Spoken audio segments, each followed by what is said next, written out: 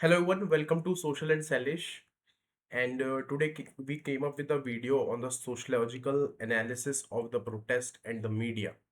Okay, अभी जो protest हुआ सीजेपी का and what ever happened in Jantar Mantar, तो इसके कारण ना अगर आप एकेडमिशियंस के पास जाएंगे तो उनके पास ना बहुत सारे सवाल हैं कि बिकॉज उन लोगों ने भी ऐसा पहली बार देखा है कि दैट मीम कल्चर से सारा प्रोटेस्ट चल रहा है एंड इतनी जल्दी सरकार झुक गई दैट टू बी। और उसके बाद क्या है, गवर्नमेंट भी फिर मोदी जी भी आके ऐसे मतलब वीडियो इंस्टाग्राम के फॉरवर्ड बना रहे हैं।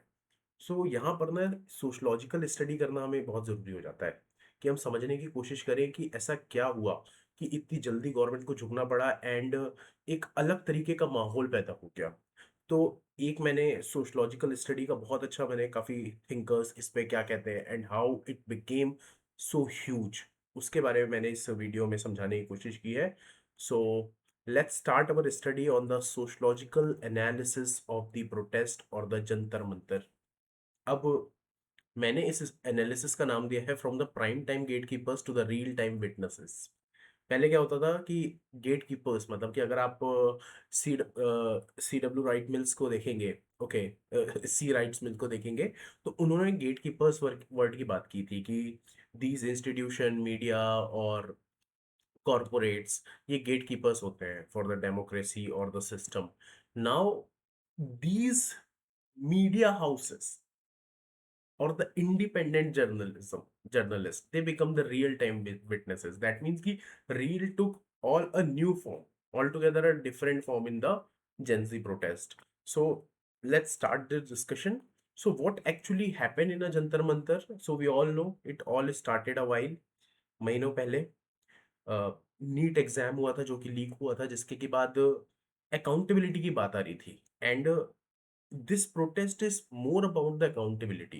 That means you need to be accountable towards the government, towards the people that is enshrined or that is written in the preamble of the constitution. Okay, तो उसकी बात हो रही थी। तो रिसेंटली 25 जुलाई को धर्मेंद्र प्रधान जी ने इस्तीफा दिया अपने एजुकेशन मिनिस्टर के पद से, और इसके बाद बहुत सेलिब्रेशन होने लगा और एक नई तरीके का डिस्कशन ना हर जगह आने लगा कि क्या मीम कल्चर, क्या रील कल्चर, और क्या ये जो इंडिपेंडेंट जर्नलिज्म है उसने जो इस्टेब्लिश्ड और जो ट्रेडिशनल फॉर्म ऑफ जर्नलिज्म है उसको क्या इनने हटा दिया है या फिर रिप्लेस कर दिया है। तो उन्हीं सब सवालों के जवाब ना हम इस वीडियो में देखने की कोशिश करेंगे। So who now holds the authority to report an event, define its meaning and make it nationally visible.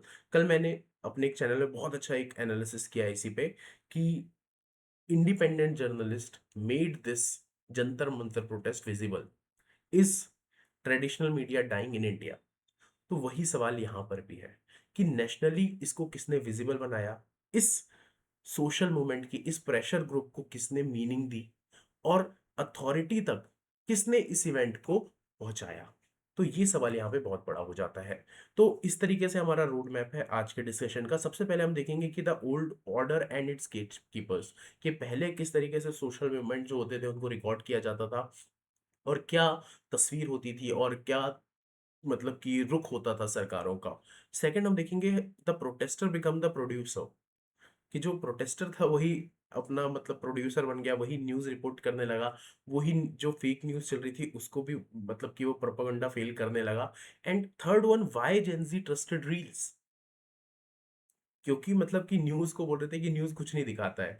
And fourth, meme framing and symbolic power. And the fifth one, hybrid system, promise and peril. Okay, so this is how we are going to move ahead in this particular video. Now, the institution and the reality in the old format. So usually क्या होता था, there is an event and then the reporter came into the event and then the reporter reported the event, then he sent the footage or the details of that event to the editor. Now editor edit it, कि मतलब कि उसमें जो भी उसको लग रहा है कि ये हटाना है ये हटाना है, अब उसको अगर ऊपर से आया ऑर्डर कि भाई ये चीजें नहीं दिखाना है, इसके कारण कुछ प्रॉब्लम क्रिएट हो सकती है, तो एडिटर उसको हटा देगा एंड देन वो न्यूज रूम में जाएगा और फिर ऑडियंस के पास जाएगा।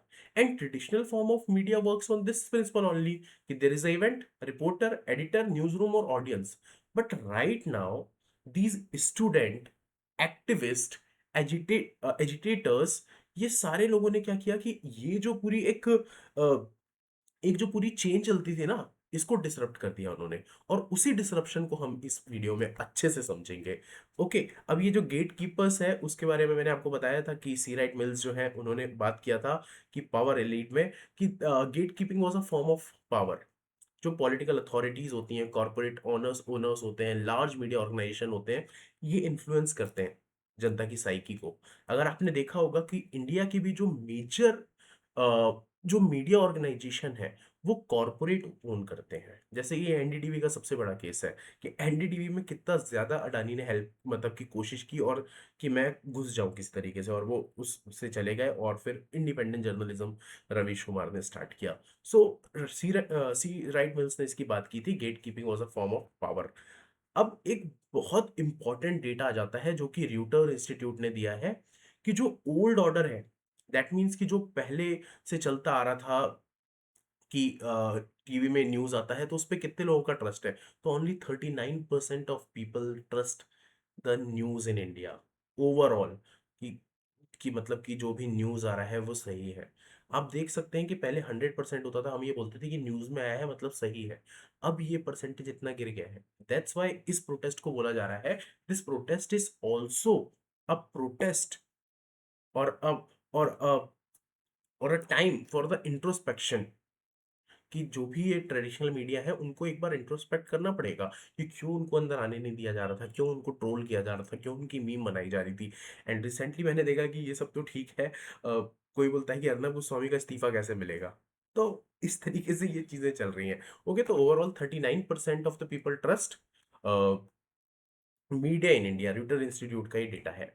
अब मैं जिस चीज की बात कर रहा था कि पहले इवेंट होता था, रिपोर्ट होता था, देन एडिटर होता था, फिर उसके बाद न्यूज जो परफॉर्मर होता था, देन फाइनली पीपल के पास पहुंचता था। अब ये इवेंट हो रहा है, इवेंट में पार्टिसिपेंट जा रहा है, वो अपना फोन लेके जा रहा है, उस फोन में इंस्टाग्राम एक प्लेटफॉर्म है, उस प्लेटफॉर्म से नेटवर्क पब्लिक है जो कि जुड़ी हुई है। तो डायरेक्टली जो इवेंट है उससे पब्लिक जुड़ जा रही है। पहले यहाँ पर एक मीडिया पर्सन लगता था, यहाँ एक एडिटर लगता था, यहाँ पर एक लगता था कि प्लेटफॉर्म में कोई हो, कि मतलब कि जो बताने वाला हो, न्यूज़ एंकर हो। बट अब इवेंट होता है, सीधे पार्टिसिपेंट होता है, स्मार्टफोन है उसके पास, एक सोशल मीडिया प्लेटफॉर्म है, ट्विटर, इंस्टाग्राम, फेसबुक, जो भी है, उससे वो चीज़ें जनता तक पहुंचा रहा है। तो ये जो प्रोड्यूसर था और कंज्यूमर था, उसके बीच का जो एक बाउंड्री थी ना, वो अब कोलैप्स कर गई है। कि एक एक बार किसी ने कुछ बना दिया। अब उसमें क्या बात ये भी है कि पहले क्या होता था कि पहले बहुत ज्यादा कॉपीराइट मार देते थे कि अगर आपने कुछ इन लोगों का शेयर कर दिया तो कॉपीराइट। अब यहाँ पे जो मीम है वो भाई सर्कुलेट ही हो रही है, उसको रिमिक्स किया जा रहा है, उसमें कैप्शन लगाए जा रहे हैं, और कुछ भी बनाया जा रहा है। अब आप अगर आप न्यूज चैनल्स को भी देखेंगे और अगर आप पॉलिटिकल पार्टीज को भी देखेंगे, जैसे कि कल ये प्रोटेस्ट खत्म हुआ, अब उसके बाद एक पॉलिटिकल पार्टी है जो उनने क्या यूज किया, मैं क्या लाडले। दैट मीन्स कि जो स्लैंग चलता आ रहा है, जो सोशल मीडिया में बहुत ज्यादा प्रोमिनेंट है, उसको उन्होंने यहाँ पे यूज किया। तो event, participant, smartphone, platform and then network public. तो ये जो पूरा एक चेन था ना पहले, कि पहले एक प्रोड्यूसर होता था और एक कंज्यूमर होता था, उसके बीच कुछ इंटरमीडिएटरीज होते थे, उसको इसने हटा दिया है, जो इसकी ग्लास सीलिंग थी उसको तोड़ दिया है। Now there are some important theorist जिसको हमें समझना जरूरी है। अब सबसे पहले आते हैं एल्विन टॉफलर। एल्विन टॉफलर ने बहुत अच्छा बोला, एक वर्ड दिया है, द पॉलिटिकल प्रोज्यूमर। पहले क्या होता था कि प्रोड्यूसर होता था, कंज्यूमर होता था। Now the producer it self a consumer. So, this is known as the political prosumer, and it is one of the most important topic when it comes to the sociology.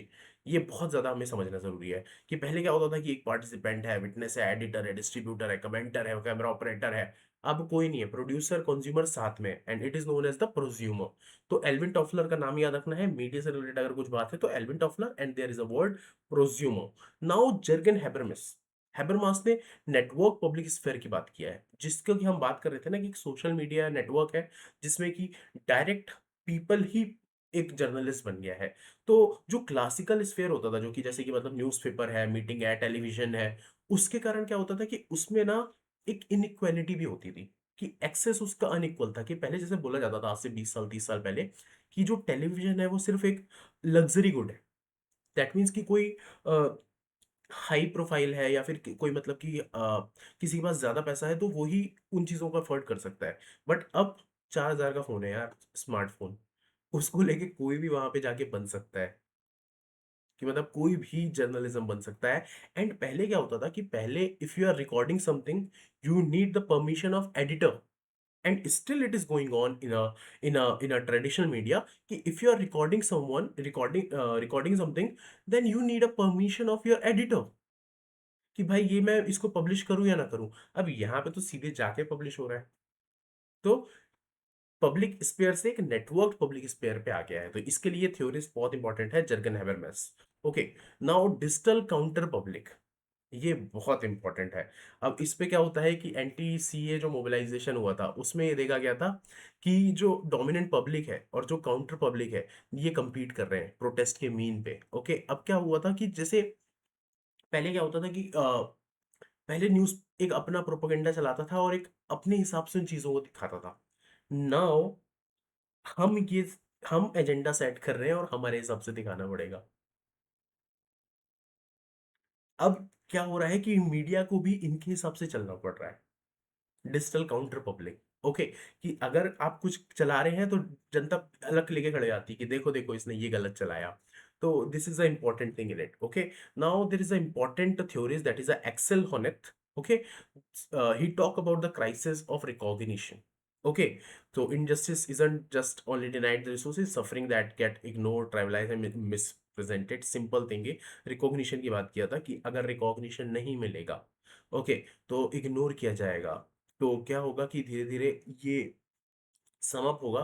और finally recognition के लिए ये जो media है, independent media, ये इन चीजों को आके यहाँ पे स्टैब्लिश करेगा। तो that is about the Axel Honneth. Okay, अब एक ये इंपॉर्टेंट आता है, you are there, you showed us what happened, you did not speak over us. ये बहुत इंपॉर्टेंट लाइन है, ये मैंने वहां पे भी देखा था कि लोग बोल रहे थे, और ये सोशलॉजिकल स्टडी भी जो ये प्रिपेयर कर रहा था उसमें भी मेरे सामने आई थी, that you are there, you showed us what happened, you did not speak over us. कि आप वहां थे, आपने देखा कि आप क्या हो रहा था, बट आपने नहीं बताया कि वहां क्या हो रहा था और हमारे बारे में नहीं बताया। तो this is the reason why media is failing right.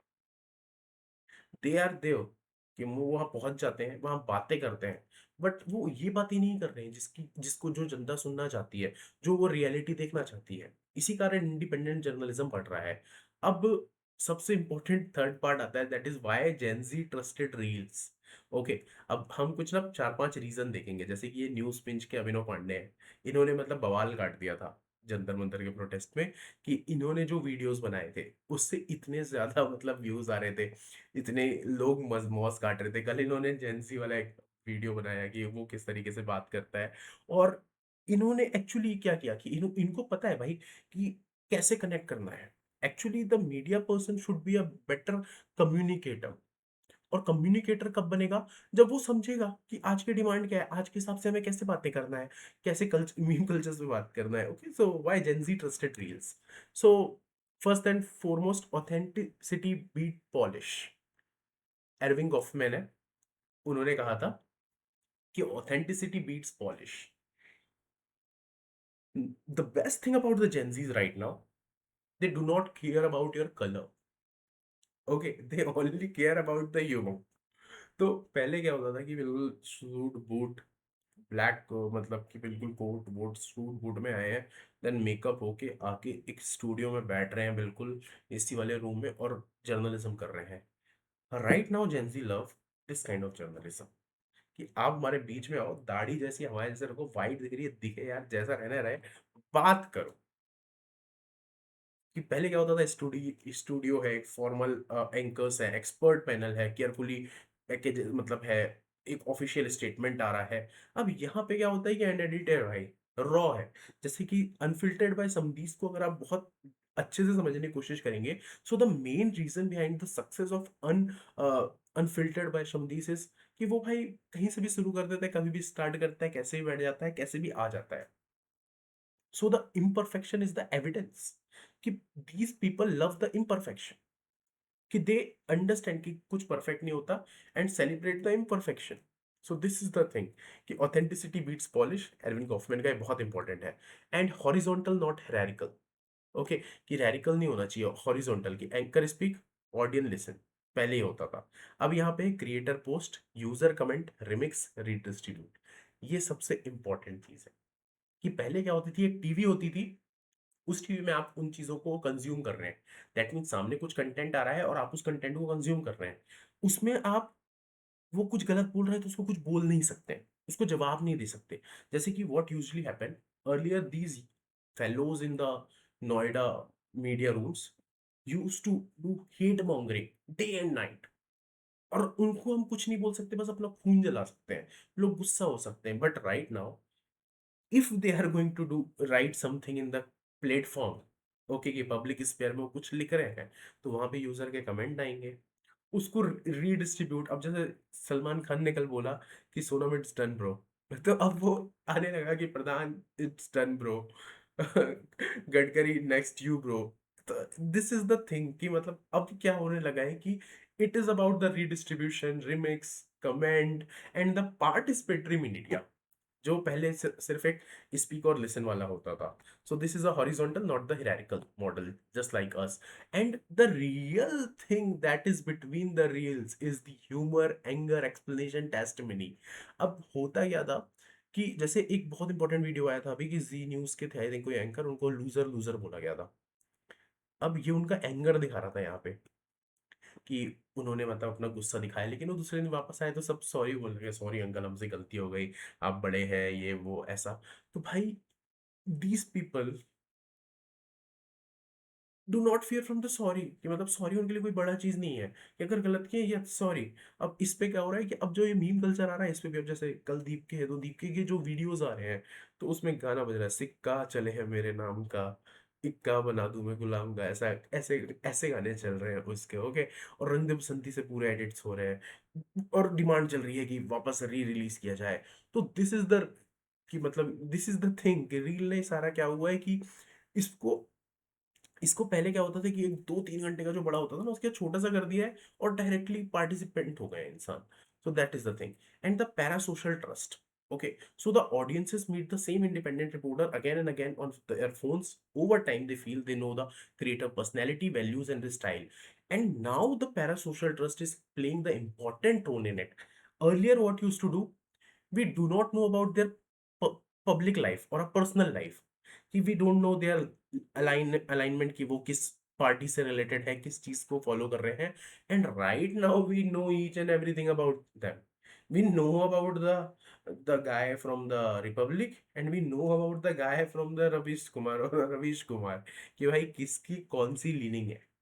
तो इसके कारण क्या होता है कि इंडिविजुअल क्रिएटर होता है, उसकी जो लीनिंग होती है उसकी तरफ, जैसे कि ये जो प्रोटेस्ट था, it is a left leaning protest, to be very honest it is a left leaning. And talking about the education, so जो भी यहाँ पे जो मीडिया हाउसेस थे वो इस तरीके के आए थे, तो उन लोगों ने उस तरीके से वहां पे उसको जो भी प्रोटेस्ट था उसको दिखाने की कोशिश की। और इसके कारण जो ऑलरेडी एक प्री कंसीव नोशंस हो जाते हैं हमारे, तो उसमें ये हो गया था कि भाई हाँ ये ईमानदार है, ये हमारी बातें दिखा रहा है। तो that is about the parasocial trust. And now the trust in the reels is verification distributed across the crowd, okay. अब क्या होता है कि कंपेयर, अब कंपेयर, चैलेंज एंड आर्काइव। अब इसमें ये भी है कि जैसे पहले क्या आता था कि पहले कोई न्यूज आ गया, उसे वेरीफाई नहीं कर सकते आप, जो न्यूज ने बोल दिया वो सही है। जैसे कि अ, काफी सारे ऐसे इंसिडेंट हुए हैं जहां पे कि न्यूज ने बहुत गलत दिखाया, चिप वाला भाई, कि मतलब चिप लगी है न्यूज में, वो दिखा दिया। लेकिन जब वो सोशल मीडिया पे आया तो लोगों ने उसको कंपेयर करना स्टार्ट किया कि भाई ऐसा नहीं है, इनने गलत दिखाया, लोगों ने चैलेंज करना स्टार्ट किया, और उसके बाद इस पे बात, इसको फोड़ने का स्टार्ट किया कि भाई ये गलत है। Okay, so that is the best thing about this culture, की रील अगर बहुत ज्यादा सर्कुलेट हो रही है तो फट से उसमें नीचे कमेंट में बताने वाले भी होते हैं कि यार ये रील गलत है, इसमें ये पॉइंट गलत है, this is a fake news. So that is the thing. Now fourth one, memes framing and the symbolic power. अब ये देखो कि सीजन 1 के प्लेयर की भी वाइल्ड कार्ड एंट्री हो गई है कि वहां पे गांधी जी को भी ला लिए, वहां पे तात्या बिच्छू भी आ गया, वहां पे ये मतलब कि एवेंजर्स भी आ गए सारे। तो सब लोग आ गए थे। तो ये जो है ना कि पहले क्या होता था कि इन मुद्दों में बहुत सीरियस होके सब लोग बातें करते थे, जैसे जैसे कि इंडिया अगेंस्ट करप्शन था, उस मूवमेंट में बहुत ज्यादा सीरियसनेस थी कि हर कोई बिल्कुल मतलब सीरियस होके वहां बैठा हुआ है। बट दिस प्रोटेस्ट, इसमें भाई ह्यूमर ही था। और humour is not just the distraction here, it talks about the political language of the contemporary times, कि ये लैंग्वेज अब पॉलिटिक्स में होने वाली है। जैसे कि गडकरी है, तो गडकरी के लिए वो गन्ना लेके खड़े हो गए कि मतलब कि पेट्रोल पंप के सामने जाके पूछ रहे हैं। अब जैसे बच्चे आज जा रहे हैं जंतर मंतर से, तो वहां जाके बोल रहे हैं, जाते जाते बोल रहे हैं कि सर आप गडकरी के टाइम मिलेंगे पुलिस वाले से। सो ये सिंबॉलिक पावर जो था कि जो पॉलिटिकल लैंग्वेज है ना वो चेंज हुई है। अब what actually the joke does in this particular particular protest, तो first and foremost it reduces fear. जाके बच्चे पूछ रहे हैं वहां पे कि सर वो पानी पानी की व्यवस्था है या नहीं, टीयर गैस की व्यवस्था है या नहीं। तो इसके कारण क्या होता है कि मतलब कि फियर जो होता है तो वो खत्म हो जाता है। और सबसे बड़ा यही डर था कि इन लोगों का फियर खत्म हो गया है। कि बोलते हैं ना कि किसी को इतना ही मत डराओ कि वो डर से ही डरना भूल जाए। तो दैट इज द थिंग। इस प्रोटेस्ट में सबसे अच्छा ये देखने मिला था कि that it reduces the fear. And second one is about the build identity. Now these ये जो प्रोटेस्ट के चेहरे, एक कल मैं मीम देख रहा था उसमें बहुत अच्छा आया था कि हर एक प्रोटेस्ट की एक इमेज होती है एक रिवॉल्यूशन की। जैसे कि जैसे कि सिविल डिसोबीडियंट मूवमेंट था, तो डांडी मार्च जो था उसकी एक इमेज थी। ओके, चाइना में जो हुआ था तो उसकी एक इमेज थी। अब इसकी इमेज क्या है? इसकी इमेज क्या होगी? तात्या बिच्छू एक कॉकरोच बैठा हुआ है, लेटा हुआ है कि हम कॉकरोच हैं, हम लखनऊ से आए हैं। तो ये इस तरीके की आइडेंटिटी बिल्ड करती है and then it travel further. अब the main thing about this social media culture कि ये ना बहुत लंबा दूर तक जाता है। आप देखोगे कि ये जो प्रोटेस्ट था ये कहाँ पहुंच गया, पाकिस्तान के लोग इसमें वीडियोस बना रहे हैं नेपाल के हर कोई वीडियोस बना रहा है और सिर्फ मजे ले रहे हैं, लोग रिएक्ट कर रहे हैं। और लैंग्वेज की जो होती है ना कि जैसे हम हिंदी बोलते हैं, वो भी हिंदी बोलते हैं, इधर भी हिंदी बोलते हैं, नीचे भी हिंदी बोलते हैं, और अगर इंडियन डायस्पोरा गई है तो वो भी हिंदी बोलता है। कुछ इंग्लिश में भी मीम है। अब जैसे वो जो एवेंजर्स वाले थे तो वो यूएस वाले देखेंगे, बोले कि एवेंजर्स क्या कर रहा है प्रोटेस्ट में। तो ये वहां तक पहुंचा है। इसके कारण पहले क्या होता था कि पहले के मीडिया में ये मुश्किल होता था कि जो उन्हें पहुंचाना है वो ही पहुंच पाता था। And it also build the class consciousness. अगर आपने मार्क्स को पढ़ा है, कार्ल मार्क्स को, तो आपने देखा होगा कि class in itself for the then the class for itself. तो ये जो क्लास कॉन्शियसनेस आती है ना कि they down now they don't know about themselves, they know about the causes. Okay, कि उनको समझ में आ गया है कि there is a structural problem in this. Okay, कि ये पावर स्ट्रक्चर इस तरीके से है। They know about the class consciousness right now, कि उनको अपने बारे में पता है कि सिस्टम कैसे काम कर रहा है। और now the group move from group in itself to the group for itself. तो दैट इज द थिंग कि कार्ल मार्क्स यहाँ बहुत इंपॉर्टेंट हो जाता है। Now reporters become the framers.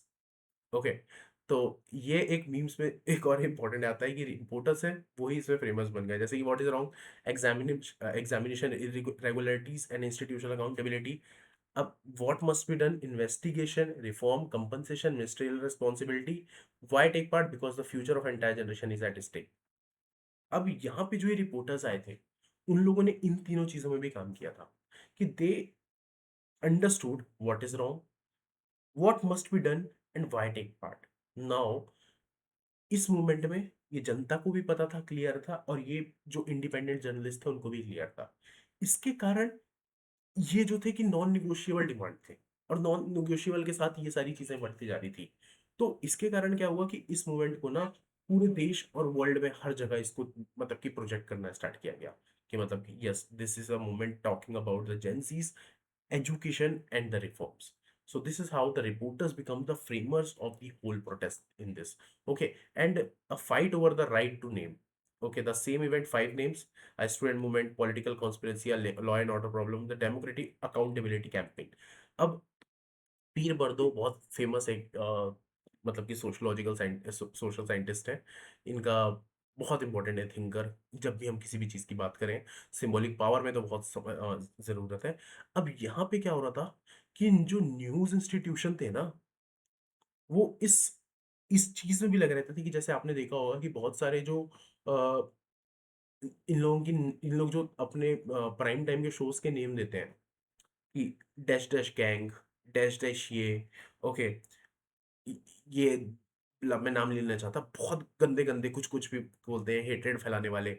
अब उसमें क्या होता है कि इनके ऊपर डिपेंड करता है कि वो इस चीज को क्या नाम देंगे।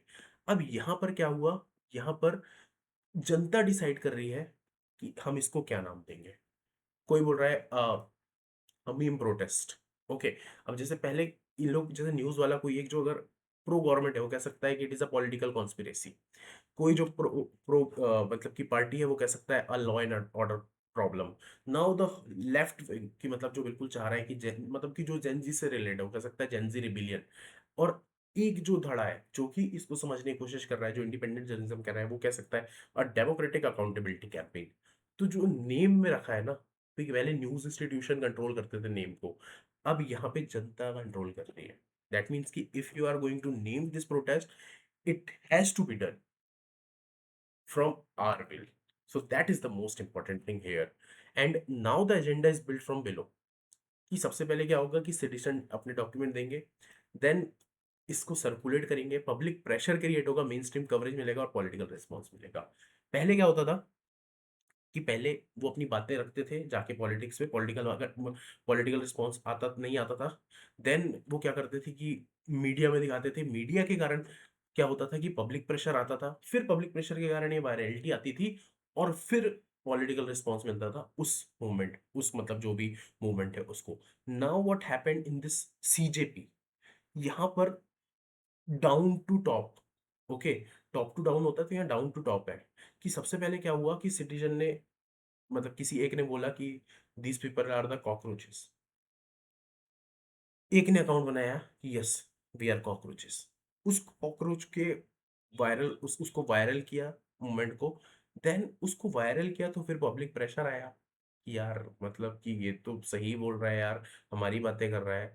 उसके बाद उसको मेन स्ट्रीम कवरेज मिलने लगा, और उसके कारण फिर पॉलिटिकल रिस्पॉन्स आया, और गवर्नमेंट ने इनसे बात की कि जो पहले एक्सेप्ट नहीं कर रही थी कि ये कुछ होते हैं, वहां सीजेपी डेलीगेशन लिखा गया from the JP Nadda's account, okay. तो that is the most important thing here. ये जो एजेंडा सेटिंग है वो ऑल टुगेदर डिफरेंट, मतलब कि स्पेस लिया। Now the phone became the political capital. पहले क्या होता था, इकोनॉमिक कैपिटल होता था, सोशल कैपिटल होता था, कल्चरल कैपिटल होता था, सिंबॉलिक कैपिटल होता था, ओके। यहाँ पे जो डिजिटल कैपिटल है वो बहुत इंपॉर्टेंट आया। कि डिजिटल कैपिटल को अगर आपको समझना है, तो it is ability to record well, read algorithms, edit fast, speak in a visual language, hold a credible online identity and mobilise a network. A person with no newsroom can still reach millions, okay. अब यहाँ पे क्या हुआ कि वहां पे चल रहा है प्रोटेस्ट 20 तारीख को, वहां पे डंडे खा रहे हैं, वहीं से लाइव वीडियो कर रहे हैं। सबसे अच्छा वीडियो जो इस पूरे प्रोटेस्ट का है वो है अनफिल्टर बाय संदेश का, जिसमें कि उन्होंने रॉ कैमरामैन पार्थ के साथ बहुत अच्छा रिकॉर्ड किया था। तो that is a part of the digital capital कि okay, speech is democratized, okay. कि अब सेम टाइम पे हम दिखाएंगे कि क्या हो रहा है, unfiltered. So that is the thing. Ki how the phone become the political capital here. And now the most important question came, and I know most of you want to know about this answer. कि mainstream media का क्या होगा? Is it a replacement for the mainstream media? So no, it's not a replacement. It is going to be a hybrid system. कि जो creators होंगे, they are going to discover or amplify the stories. The protester will produce the evidence, and algorithm will distribute it. और algorithm से related एक reel भी आई है, जैसे right wing का फोन देखो, एक लेफ्ट विंग वाले का फोन देखो, उनका एल्गोरिथम अलग अलग तरीके से काम कर रहा है। एंड ये सबसे कंसर्निंग है, बिकॉज ये हमारी सोचने की क्षमता खत्म कर रहा है। हमें दूसरे के भी आइडियाज को समझना चाहिए कि if someone is following the right wing, मतलब कि idea of the right wing, तो उसको भी समझना चाहिए हमें कि वो कल्चर को आगे रखना चाहता है, because for him the culture can be the most important thing. Okay, तो हो सकता है। तो एल्गोरिथम जो है ना, वो बहुत इंपॉर्टेंट है कि एल्गोरिथम जो होता है कि इसमें मतलब कि मतलब इसमें ये नहीं होना चाहिए कि ये किसी एक वेस्टेड इंटरेस्ट के लिए काम करे। And the fourth one, legacy media. तो लेगेसी मीडिया जो है वो तभी मतलब कि रिप्लेस तो नहीं होगी, they are going to work, but now they are going to take the lessons from the protest ki how they need to work, and now the politicians will be react to both. And the most prominent example is a prime minister modi video कि Instagram में आके उन्होंने जो video बनाया, कि उन्होंने क्या किया कि जो जेंजी का फ्रेम होता है उस फ्रेम बनाया पहले दिन, फिर बोला उन्होंने कि यार, लोगों ने बोला कि मोदी जी थोड़ा फोन सामने रखो, तो वैसे रखे उन्होंने। सो ये होगा and audience will move between all of it.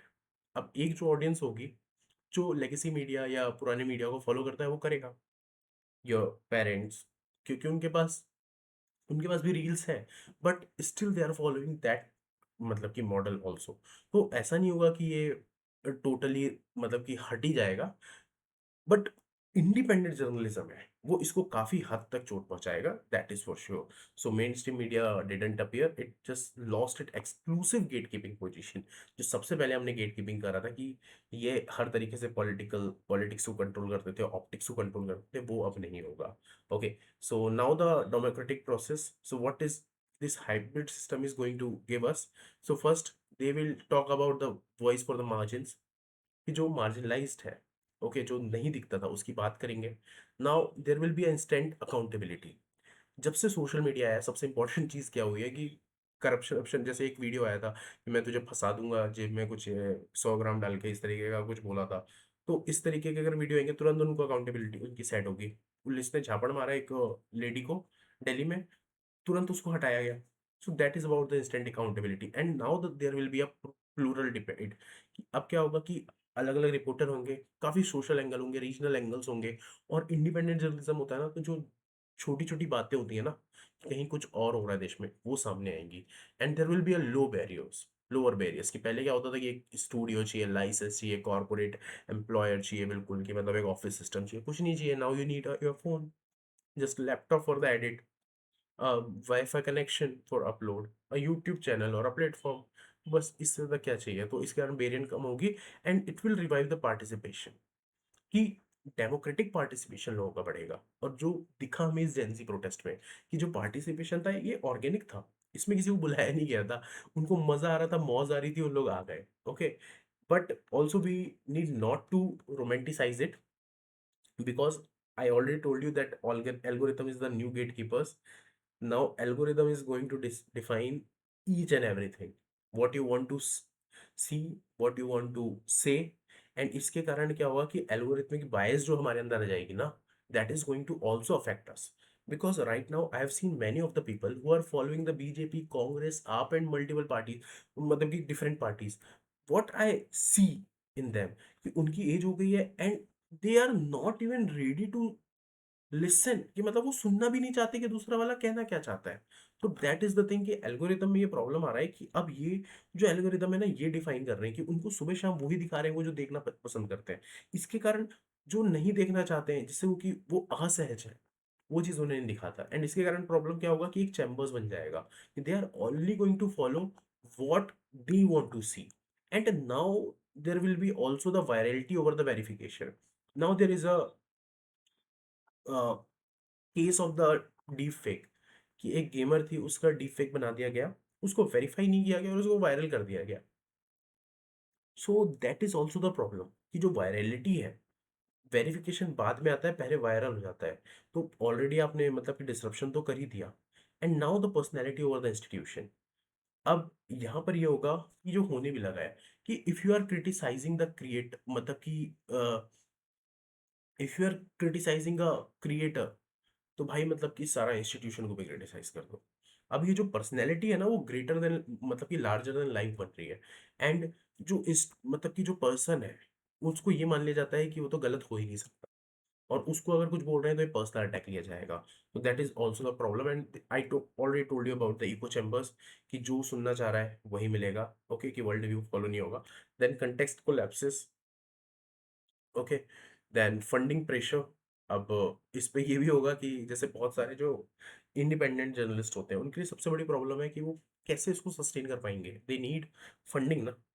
तो यहाँ पे अब उनको उनके मतलब कि उनके आइडियाज को प्रमोट करना पड़ेगा कि जो मतलब जो उनको फंड कर रहे हैं, जैसे if a news channel x is showing the news of कि मतलब कि एक स्लम एरिया में ऐसा हो रहा है, तो वो क्या करेगा कि उसको कहीं से पैसे मिलेगा कि यार इन लोगों की बात रखना है। ओके, तो ये फंडिंग प्रेशर होगा एंड डिजिटल इनइक्वालिटी कि अभी भी जो पुअर है, एल्डरली है, रूरल है, ऑफलाइन इंडिया में जो रहते हैं, उनके पास माइक नहीं है, वो आवाज अपनी नहीं पहुंचा सकते।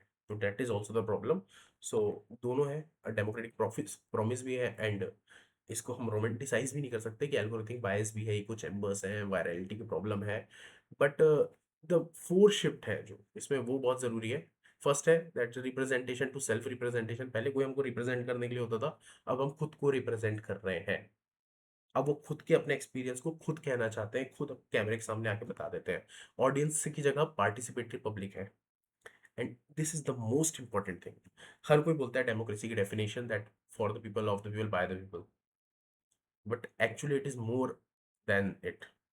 पार्टिसिपेटरी पब्लिक होनी चाहिए, पीरियोडिक इलेक्शन होना चाहिए, एक्टिव सिटीजनरी भी इसको कह सकते हैं। तो ये बहुत इंपॉर्टेंट है कि पार्टिसिपेटरी पब्लिक होगी कि वो कमेंट करके बताएगी भाई तुम गलत कर रहे हो। And now the institutional to the perform trust, if you are performing, if you are raising a voice, you will get the reward.